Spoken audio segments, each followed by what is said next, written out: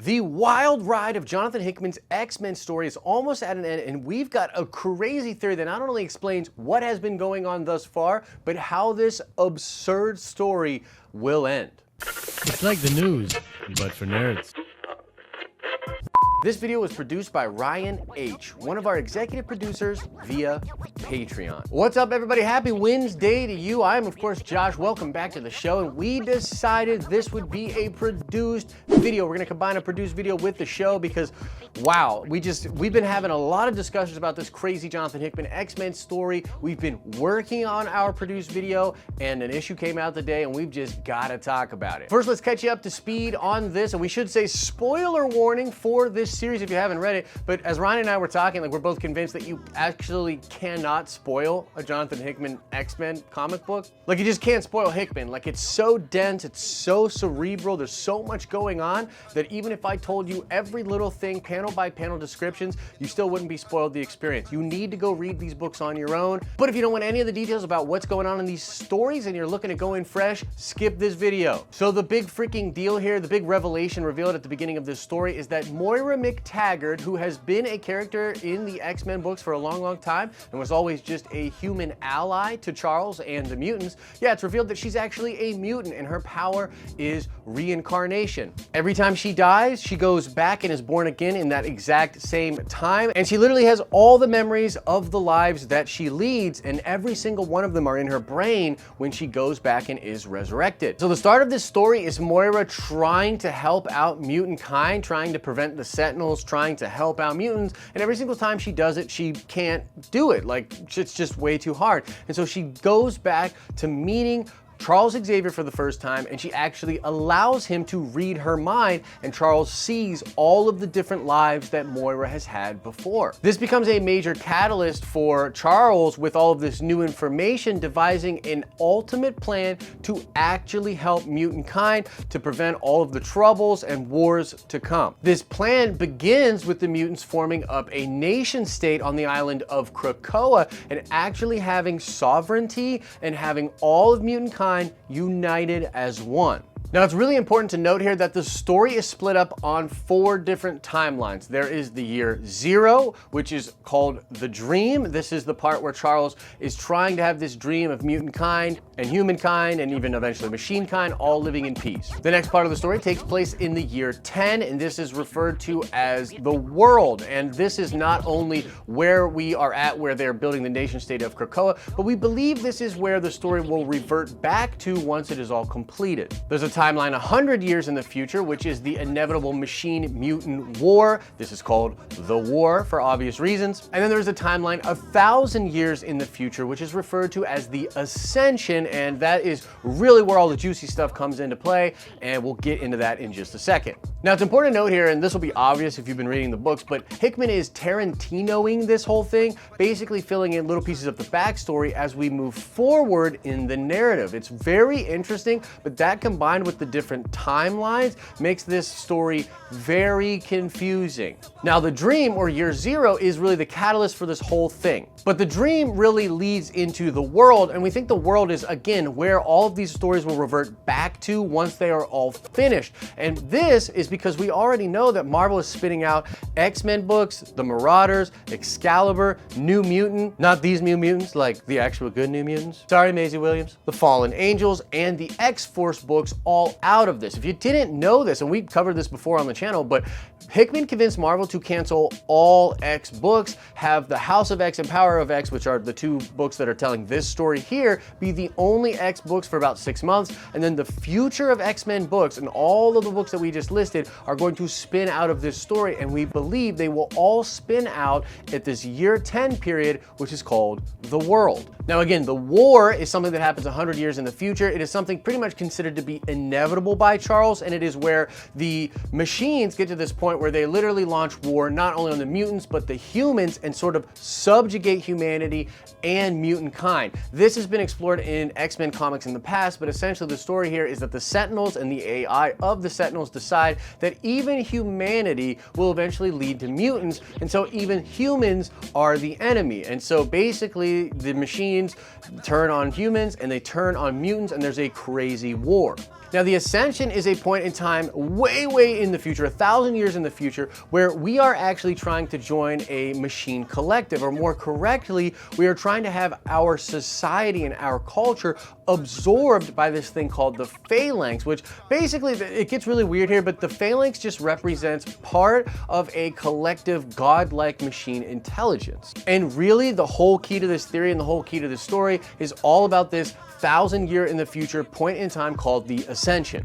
Oh, by the way, if you think all of that's really weird and trippy, it's like way weirder and more trippy in the actual book. Like, there's all these denotations of the different types of societies, the different machine theories, titans, all sorts of really weird, crazy stuff. Highly suggest you read all of these books. Okay, are you still with us? Cool, check this out. So the whole idea here is that Charles has a plan, right? Charles Xavier is the man with the freaking plan, and we've been seeing the pieces of his plan happening in the future and then getting some backstory explained in the past. Like in the most recent issue, which literally came out today, it is revealed that Forge, who's a famous X-Men whose mutation allows him to actually communicate with machines in a really interesting and unique way. Yeah, Forge actually helps Charles create the Cerebro that he has been wearing this entire time. Now, the big crux of Charles's plan is to use all of the mutations and all of the powers from the mutants together to do some pretty incredible things and essentially play four-dimensional chess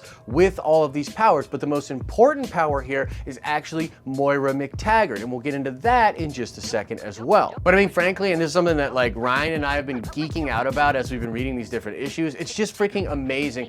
All of the big X-Men and all of the big mutants that are players in this story, like Apocalypse joins them, Mr. Sinister joins them. It's just freaking wild. And the powers are used so creatively. Like we just mentioned the Cerebro thing, but there's actually all of these other mutants called the Five, which are literally bringing mutants back to life. Like there's this dude that creates these gold balls, and then you figure out that they're eggs. They take this genome of all of the mutants that was created by Mr. Sinister and inject it into the eggs, and then someone manipulates it with time, and then someone creates a perfect genetic copy of the host bodies for these mutants, and then Charles Xavier, using this crazy Cerebro that Forge helped him make, literally takes the imprinted mind of these mutants and puts it back into these bodies, essentially bringing mutants back to life. There's even a part in the 100-year timeline when Moira McTaggart comes out of this sort of coffer, and she's been preserved by what's obviously Apocalypse's mutant powers and his technology, and they use that to send her back with valuable information from the 100-year timeline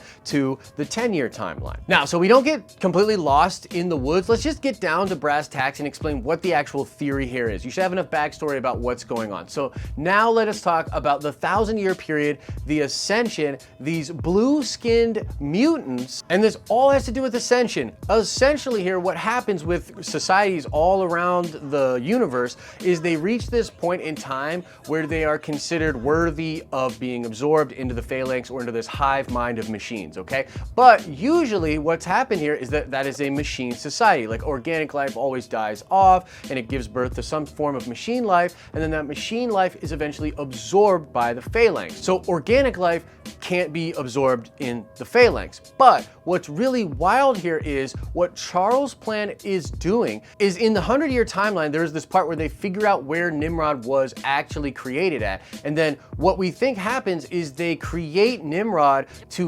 digitize the organic genome of the mutants. And this was something that Charles convinces Sinister to do, or Mr. Sinister to do, way back in the day, is to create this mapping of mutant genomes. And basically at some point, Charles convinces Nimrod to digitize and create a library of all of mutantkind and their organic culture in a digital form, and then have this digital version of it be absorbed by the Phalanx, so that the Phalanx and these sort of godlike hive mind machines will see mutantkind and humankind from Earth as being useful. Now, we believe that at least two of these blue aliens from way in the future are actually both Charles Xavier and Moira. So check this out. There are actually visual clues that this person known as the Librarian is actually Charles Xavier way in the future. As we can see here, he has a device very similar to the Cerebro that the other Charles uses. Similarly too, when we look at the Moira from the 100-year time period where she has been kept alive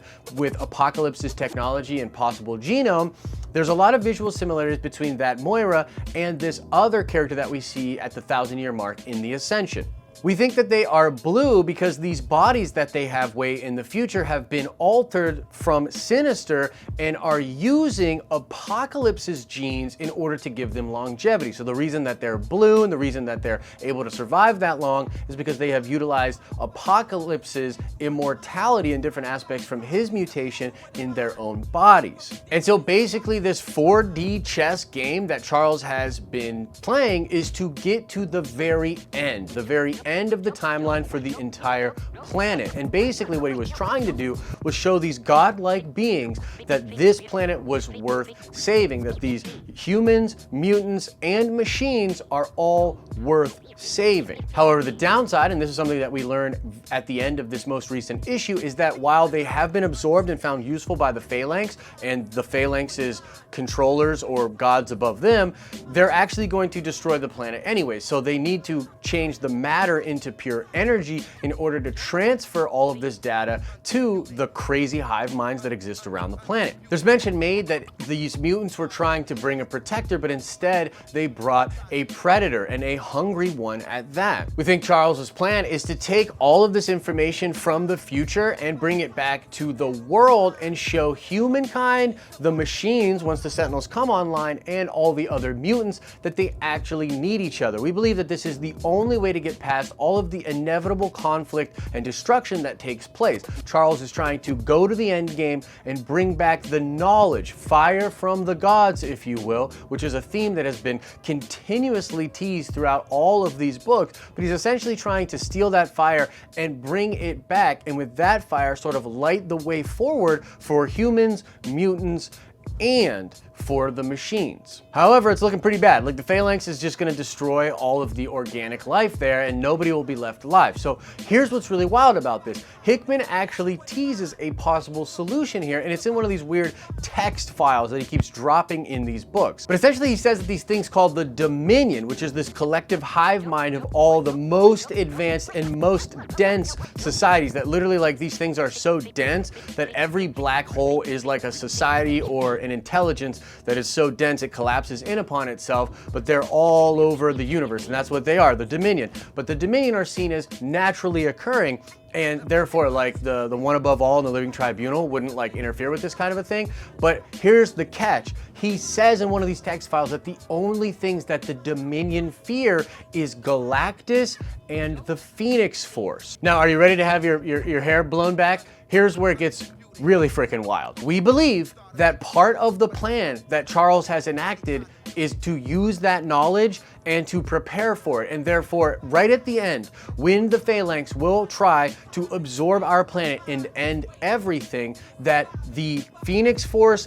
and Galactus will both show up to somehow battle off the Phalanx and find some kind of an agreement or a ceasefire between the Dominion and the people of Earth. And the reason we believe this is because the Phoenix Force and Galactus have both had a relationship with mutant kind before. I mean, the Phoenix Force is pretty obvious, right? Jean Grey, the Phoenix Force, and then the Phoenix Force Cyclops from Avengers vs. X-Men. These are obvious points in time in which the Phoenix Force has mutually benefited from mutant kind, and mutants were a perfect vessel for the Phoenix Force. But Galactus also has this kind of precedence with Franklin Richards. The omnipowerful Franklin Richards, the son of Sue Storm and Franklin Richards, is a mutant that in one point in time literally has a pet Galactus. Galactus is literally at the behest and is essentially a pet to Franklin Richards. And even crazier is the fact that the Fantastic Four actually show up in one of the very first issues of this comic book run, and Cyclops lets it be known that their son, Franklin, who is of course a mutant, has family on Krakoa. It's like this hanging thread that, I mean, at first Ryan and I just thought was a really cool callback to Jonathan Hickman's Fantastic Four run, but what if it's more than that? What if Franklin Richards is a part of this crazy plan with Charles Xavier, and both maybe Jean Grey and Franklin in their future Chimera type blue apocalypse versions in the 1,000 years will show up with both Galactus and the Phoenix Force and have an insane battle with the Phalanx and essentially have a ceasefire, and then take that information from way in the future and bring it back to year 10 to the world And with that fire from the gods, he will light a new path forward for humans, mutants, and the Sentinels. Whew, that's a pretty crazy one. We could be way off here, but we think we've at least nailed down some of the crazy things that Jonathan Hickman is going to be doing in these last 2 issues. So real quick, of course, we want to know all your thoughts about this in the comment section below. But Ryan and I, once this story is completed in the next couple of weeks here, we're going to reinvestigate this and do another video in which we'll be talking about this run and also talking about all the things that the MCU could perhaps use from Jonathan Hickman's X-Men run.